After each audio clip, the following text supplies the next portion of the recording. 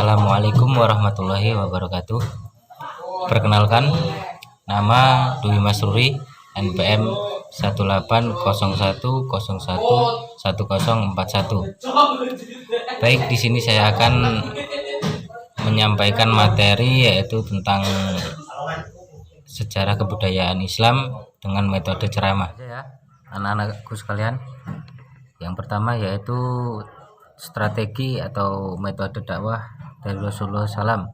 Yang pertama yaitu dakwah secara sembunyi-sembunyi. Sudah ada yang tahu apa itu dakwah sembunyi-sembunyi? Belum ada yang tahu ya? Baik, dengarkan baik-baik, jangan berisik, fokuskan ke Bapak ya. Dakwah secara sembunyi-sembunyi yaitu dengan turunnya wahyu pertamanya di Gua Hiro tersebut, maka Nabi Muhammad SAW telah resmi diangkat oleh Allah Subhanahu wa Ta'ala sebagai Rasul atau nabinya. Namun peristiwa dan pengalaman pertama kali yang dialami Nabi Muhammad SAW tersebut membuat beliau bingung, membuat beliau gemetar akan hal yang sudah terjadi pada diri beliau, yaitu Nabi Muhammad SAW. Sesampainya beliau di rumah, beliau meminta Khadijah untuk menyelimutinya, dan beliau juga menceritakan kejadian yang sangat dahsyat tersebut. Setelah tenang, Khadijah mengajak Nabi Muhammad SAW untuk menemui Waraqah bin Naufal. Waraqah bin Naufal adalah orang yang beragama Nasrani pada masa jahiliyah. Ia menulis kitab berbahasa Arab dan menulis Injil di dalam bahasa Arab. Ia adalah orang yang sangat tua dan memiliki kecacatan mata yaitu atau buta. Di depan Waraqah, Nabi Muhammad SAW menceritakan apa yang semua sudah terjadi pada dirinya.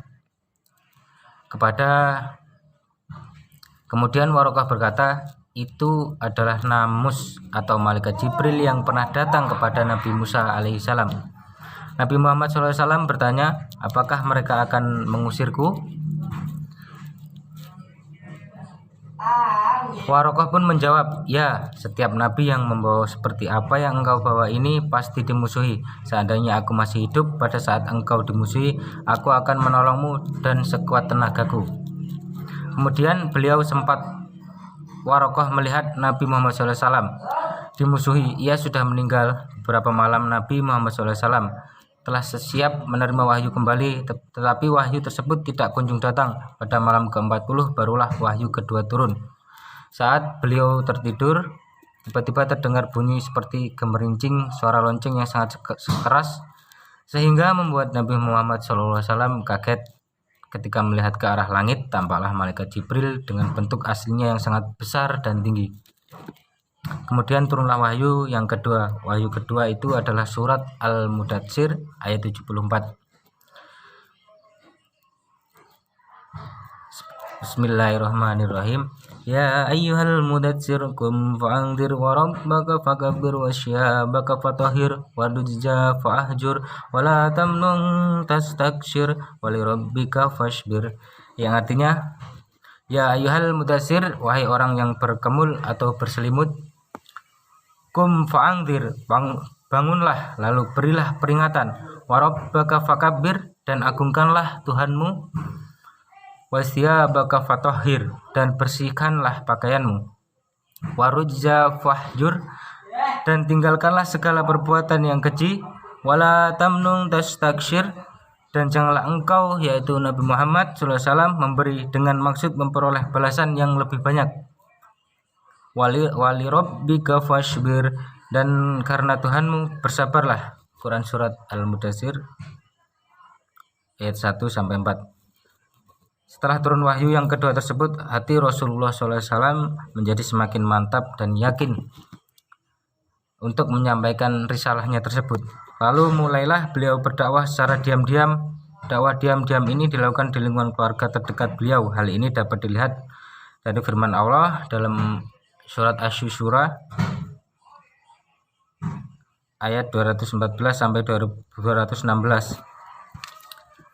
Bismillahirrahmanirrahim. Wa anzir asyiratakal aqrabin wahfid janahaka liman ittaba'aka minal mu'minin wa in asauka fakul inni bari'um mimma ta'malun. Artinya, dan berilah peringatan kepada kerabat-kerabatmu yang terdekat, dan rendahkanlah dirimu terhadap orang-orang yang mengikutimu, yaitu orang-orang yang beriman. Jika mereka mendurhakaimu, maka katakanlah, sesungguhnya aku tidak bertanggung jawab terhadap apa yang kalian kerjakan. Jadi dakwah secara sembunyi-sembunyi ini berlangsung selama kurang lebih 3 tahun ya anak-anak sekalian, yaitu dari tahun pertama hingga tahun ketiga kenabian. Singkat saja, yaitu dakwah yang kedua yaitu dakwah secara terang-terangan. Rasulullah SAW mulai mengubah strategi dakwah setelah berdakwah secara sembunyi-sembunyi selama 3 tahun dan telah berhasil membawa sekitar 30 orang penduduk Mekah untuk masuk Islam, atau bisa disebut as-sabiqunal awwalun. Dakwah yang semula dilakukan secara diam-diam dan rahasia, kemudian dilakukan secara terbuka atau secara terang-terangan. Dakwah yang semula Strategi dakwah ini diubah setelah turunnya surat Al-Hijj ayat 94 yang memerintahkan Nabi Muhammad SAW untuk berdakwah secara terang-terangan. Bismillahirrahmanirrahim. Fasda' bima tu'maru wa'rid 'anil musyrikin. Artinya, maka sampaikanlah olehmu secara terang-terangan segala apa yang diperintahkan kepadamu dan berpalinglah orang-orang yang musyrik. Quran surat Al-Hijj ayat 94. Hal pertama yang dilakukan oleh Rasulullah SAW dalam dakwah secara terang-terangan ini yaitu dengan menyeru kepada seluruh anggota keluarganya terdekatnya atau qarib atau kerabatnya, yaitu Bani Hashim dan Bani Muthalib. Tempat yang beliau pilih untuk memulai dakwah secara terbuka atau terang-terangan adalah Bukit Sofa. Nabi Muhammad SAW menyeru kepada mereka semua, "Hai orang-orang Quraisy, bagaimanakah pendapatmu jika aku beritahu kalian bahwa di balik gunung ini ada masih yang menanti kalian? Apakah aku?" Nabi Muhammad melanjutkan seruannya, "Sesungguhnya aku memberi peringatan untuk kalian sebelum menghadapi siksa yang pedih." Kemudian Rasulullah SAW menyuruhkan untuk menyembah Allah Subhanahu Wa Taala dan meninggalkan berhala yang selama ini ia sembah atau ia tuhankan. Namun salah seorang paman beliau yang merupakan paman pemuka suku Quraisy, Abu Lahab, tiba-tiba berkata, "Celakalah engkau Muhammad, hanya untuk inikah kamu kumpulkan kami?" Allah SWT lalu menurunkan firman-Nya, yaitu surah Al-Lahab ayat 1-5 atas perilaku Abu Lahab tersebut. Bismillahirrahmanirrahim. Tabbat yada abi lahabi wa tab ma aghna anhu maluhu wa ma kasab sayasla naran dzata lahabi wa imra'atuhu hammalatal hatab fi jidha hablum mim masad. Artinya, binasalah kedua tangan Abu Lahab dan benar-benarlah binasa dia.